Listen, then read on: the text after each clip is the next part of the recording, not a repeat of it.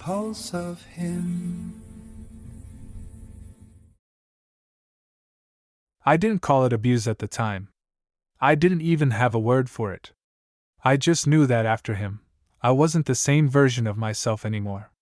When people ask about my first real relationship, I usually skip over Damien entirely. I say something vague like, "It was complicated," or, "I learned a lot," which is true, I guess. But not in the way people usually mean. I met Damien when I was 24 and still convinced that being wanted was the same thing as being valued. He was older, steady, already settled into himself in a way I admired and envied. We met through mutual friends at a low-key birthday thing.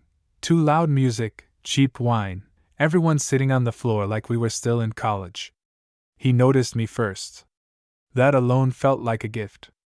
He had this way of looking at me that made me feel chosen. Like he was deciding something important just by holding my gaze a second longer than necessary. When he touched my arm while laughing, I felt it for hours afterward. I mistook that intensity for care.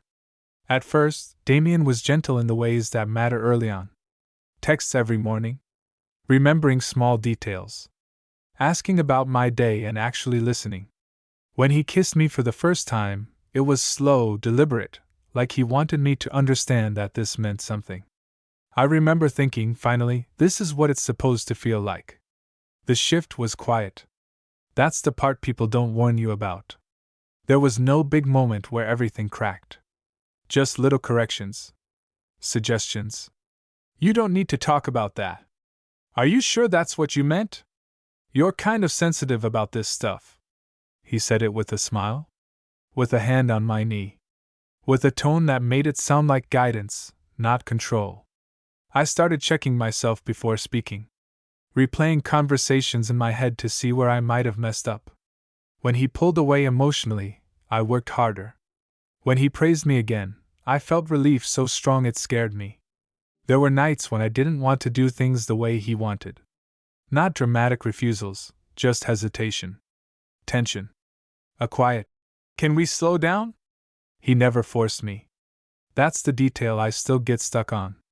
He just sighed. Went distant. Made me feel like I'd disappointed him. And somehow that felt worse.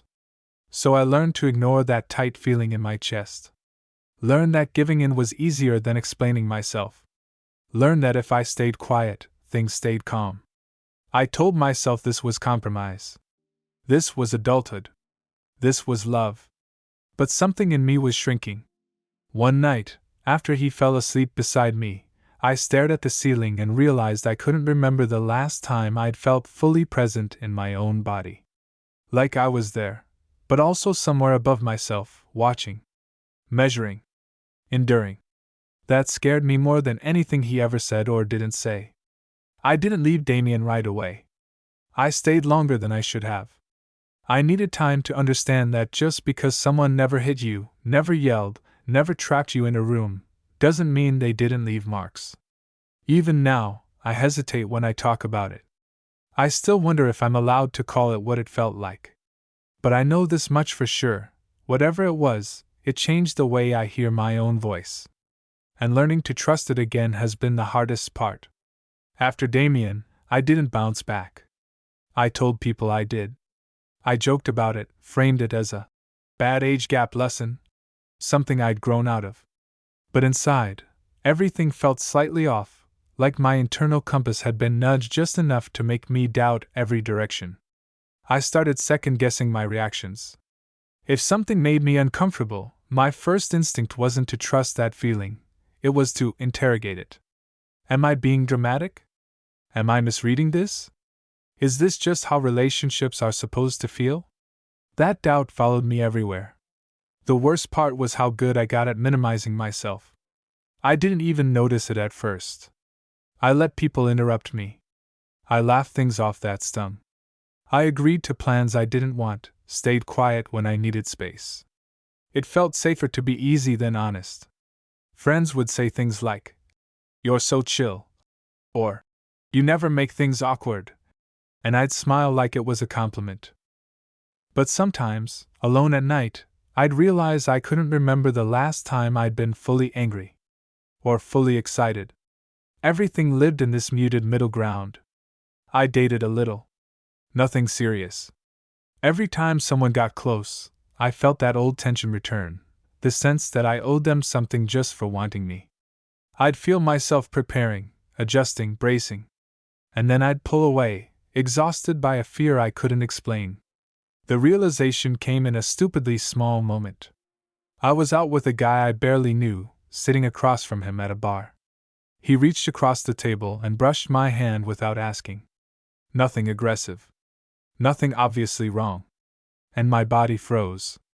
Not metaphorically. Literally. My chest locked, breath shallow, mind blank. I smiled through it, of course. Pulled my hand back casually. But inside, something cracked open. It wasn't about him. It was about how fast my body remembered before my mind did. That's when I finally let myself ask the question I'd been avoiding. What if the damage wasn't about intent? What if it was about impact? I didn't have language for it yet. I still don't fully. But that night, walking home alone, I understood that whatever Damien and I had shared had trained me to disappear in small, precise ways. An unlearning that was going to take more than time. It was going to take honesty. With myself. And eventually, with someone else. That idea scared me more than being alone ever had. I didn't tell anyone about Damien for a long time. Not really. I mentioned his name in passing, edited the story down to something neat and digestible. People like clean endings. I didn't have one yet. What I did have was this constant low-level tension in my body, like I was always waiting for someone to be disappointed in me. I brought it to work, to friendships, to dates. Especially dates. I became hyper-aware of tone, timing, facial expressions. A delayed text could spiral me for hours. A neutral comment felt loaded. Silence felt dangerous. It was exhausting living like that, but it felt normal. That was the scariest part. I remember one night, months later, sitting on my bedroom floor with my back against the bed, just staring at nothing. I'd cancelled plans again. Told the guy I was too tired. Which wasn't a lie. I was tired in a way sleep didn't fix. For the first time, I let myself think the full sentence without flinching. Something bad happened to me. Not dramatic. Not violent. Just bad. Harmful. And it didn't matter that Damien probably wouldn't recognize it that way. It didn't matter that other people had it worse. My body had kept the score anyway. That was the night I booked my first therapy appointment. My finger hovered over the confirmation button like it weighed 100 pounds. I almost backed out. But something in me was done pretending this would resolve on its own. Therapy didn't give me answers right away. Mostly it gave me space. Space to say things out loud and hear how they sounded without Damien's voice layered over my own. Space to learn that discomfort is information, not an inconvenience. That consent isn't just about saying yes, it's about feeling free to say no without consequence. I didn't suddenly feel healed. But I felt real again. Like I was slowly coming back into my body, piece by piece. One afternoon, my therapist asked, "If you imagine seeing him again, what do you feel?" And the answer surprised me. It wasn't fear. Or anger. It was grief. Grief for the version of me that thought love meant shrinking. That realization settled quietly. Heavily. And then, somehow, it softened. I still don't know if I'll ever use the word abuse without hesitation. But I do know this. I'm allowed to name my experience in a way that makes sense to me. I'm allowed to take up space again. To speak without rehearsing. To pause without apologizing. I'm not fixed. But I'm learning. And for the first time since Damien, that feels like movement instead of survival. About a year after Damien, I met someone who was normal. That was the first word that came to mind, and I almost dismissed him because of it. No intensity. No instant gravity. Just an easy smile and a way of talking that didn't feel like a test. We met through friends, again, because apparently I only exist socially through mutual acquaintances. His name was Aaron. He was kind in an uncomplicated way. Asked questions and waited for the answers. When he laughed, it wasn't sharp or strategic. It just happened. On our first date, he asked if I was comfortable sitting closer when the bar got crowded. The question caught me off guard. I remember blinking at him like he'd spoken another language. I said yes, but my chest felt tight, not from fear exactly, but from unfamiliarity. No one had asked before. They just assumed. Being with Aaron brought up things I didn't expect. Not fireworks or drama, but resistance. When he checked in, part of me braced for the catch. When he backed off easily, I felt strangely exposed. Like without pressure, I didn't know who I was supposed to be.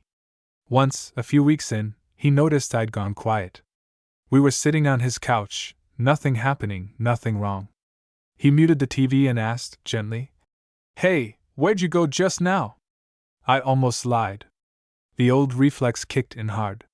But something in his tone made it feel possible to tell the truth without being punished for it. "I'm still learning how to be here," I said. My voice shook just a little. He nodded. Didn't rush to fix it. Didn't tell me I was overthinking. He just said, "Okay. We can go slow." That sentence stayed with me longer than he did. Because the truth is, Aaron didn't last. Not because he did anything wrong, but because I wasn't ready to be steady yet. When I ended it, he listened. He thanked me for being honest. He hugged me like it wasn't a negotiation. Walking home afterward, I felt sad, but not broken. That was new. I realized then that healing didn't look like finding the right person. It looked like noticing when my body tensed and asking why. It looked like saying no and surviving the silence afterward. It looked like choosing discomfort over disappearance.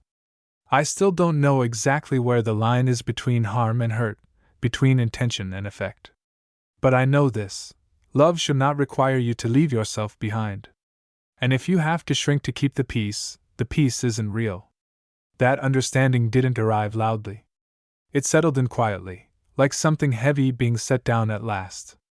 And for the first time in a long while, I felt the ground under my feet, solid enough to stand on, even alone. It took longer than I expected to realize that Damien still lived in my head. Not as a person, exactly, more like a filter. A voice that showed up when I hesitated, when I felt the urge to explain myself too much, when my stomach tightened for no obvious reason. Sometimes it sounded like reason, like maturity, like me being considerate.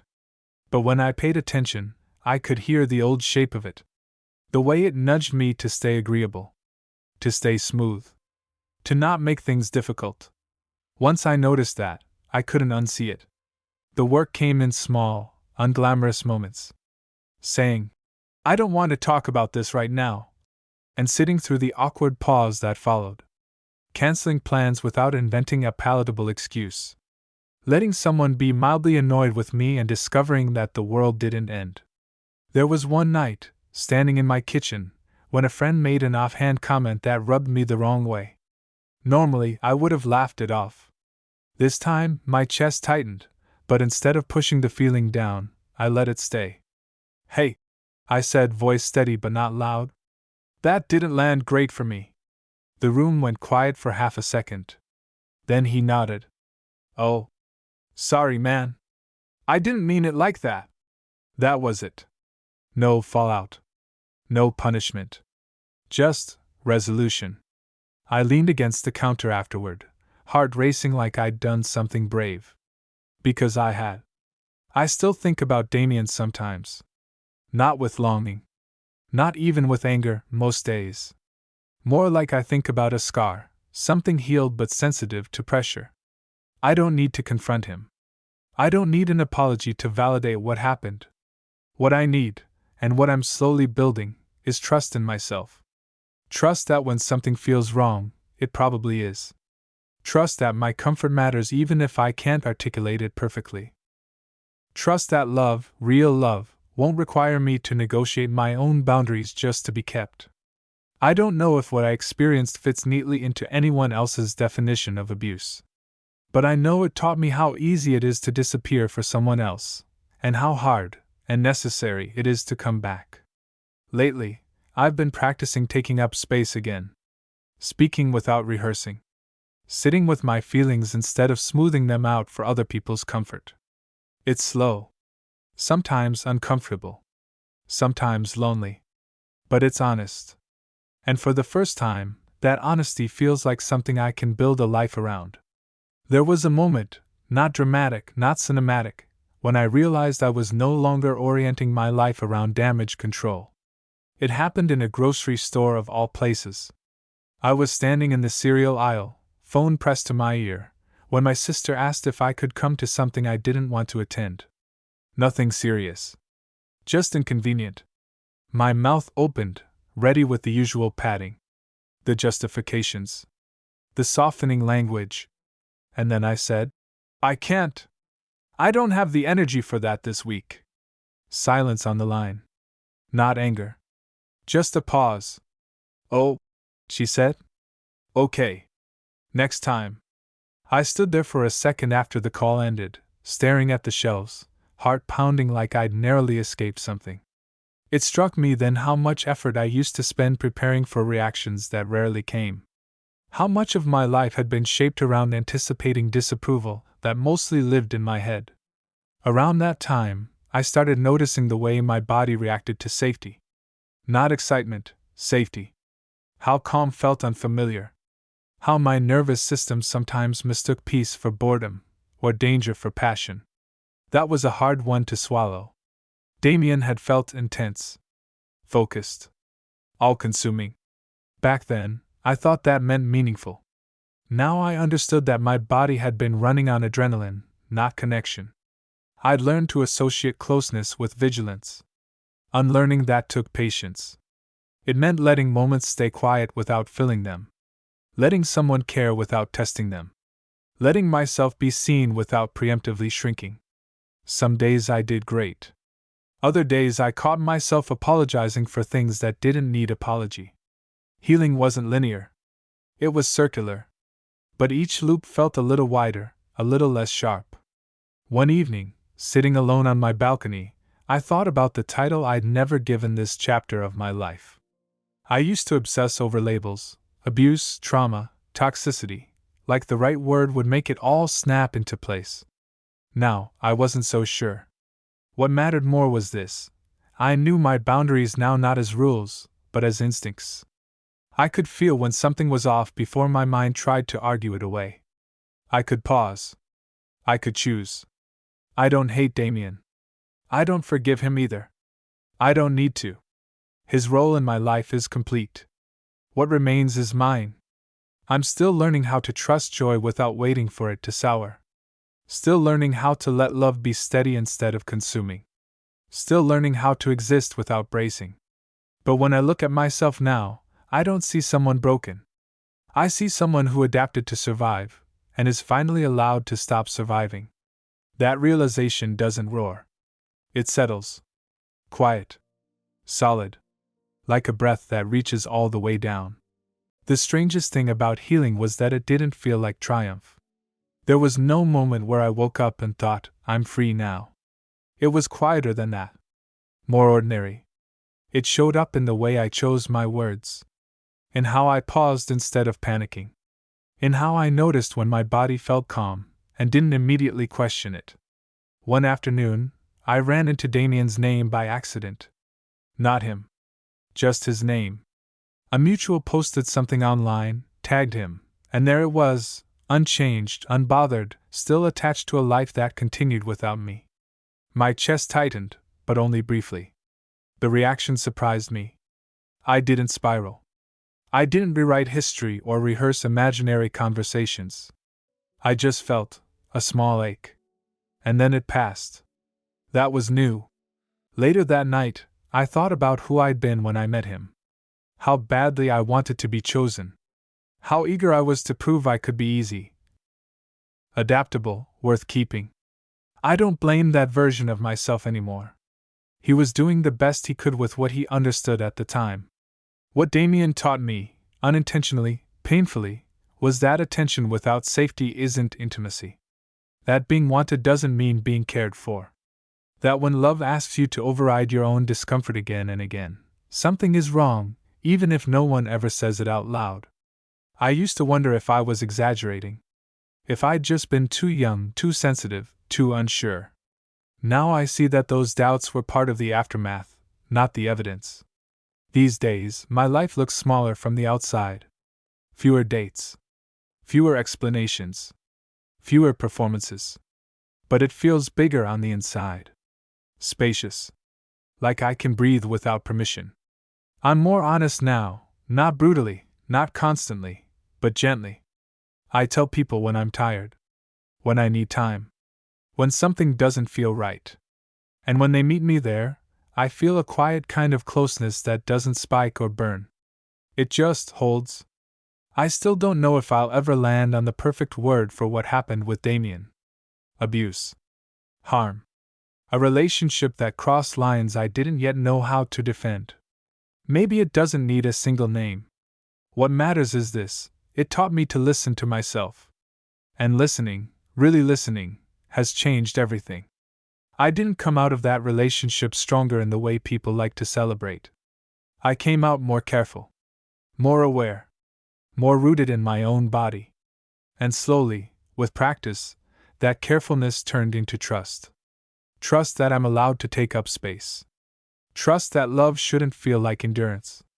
Trust that if something costs me myself, it's too expensive. I don't know exactly what comes next. But for the first time, I'm not building my future around fear of being left. I'm building it around the quiet knowledge that I'm already here, and that's enough.